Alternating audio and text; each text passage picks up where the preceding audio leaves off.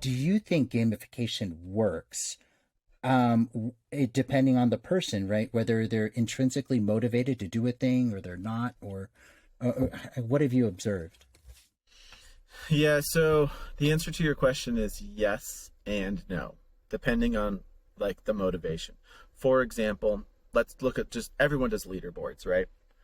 I'm, 500 pounds, super overweight. You're really, really fit. You track background, you do all the things, right? And we're on the same leaderboard of walking. You go and walk 9,000 steps. I barely can walk five. The effort for me was way higher than yours, right? Yet you're killing me. And there's no way I can catch up, right? It's just not possible. Right.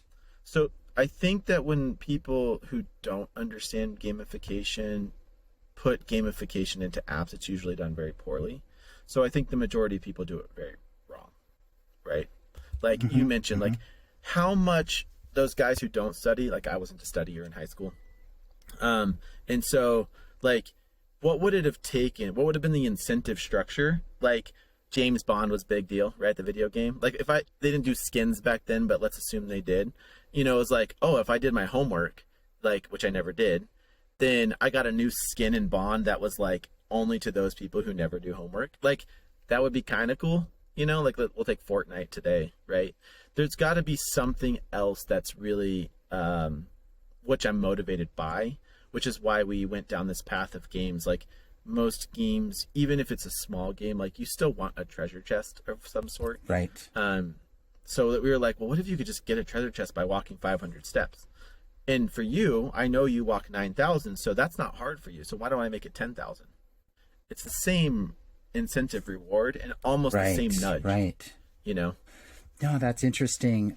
So first of all, you took me down memory lane when you mentioned Bond. All about Odd Job with the golden gun. That's all I'm going to say. Yeah, totally. Paintball mode. Right. And, yeah. Man, oh wow, man. Not wasted. Spent so much time on that Learning. N64. It was educational. Yeah, exactly. Learning. Have you seen those ads lately that are, I don't game for me, I game for you. And it's a doctor, it's a flyer of a, commercial airline. But a little ridiculous That's awesome. by Intel. But anyway, yeah. So, but yeah, my parents were a part of a health plan and they were incentivized to wear their Fitbit to track all of their steps, and if they reach some number per month, then they got a $5 discount, and that was enough for them, right? Really? Yeah. Well, it was enough for them because they're already very fitness centric, and they wanted to do those things, and they wanted like some carrot at the end of it. But recently, their health plan has stopped that program because not enough people were using it. So I just think it's really fascinating to try to figure out what these reward mechanisms are. And they're usually, there can be one that works, but I feel like there's a whole spectrum of personalization and motivation that not everyone has quite figured out yet, right? And it's probably very startup specific. Oh, I totally agree. And the reality, too, is there's another issue. It's just, do you want to do it? Like, do you really want to walk 5 miles a day? Like, for some people, I have a dog, so walking 5 miles a day isn't that hard for me, right?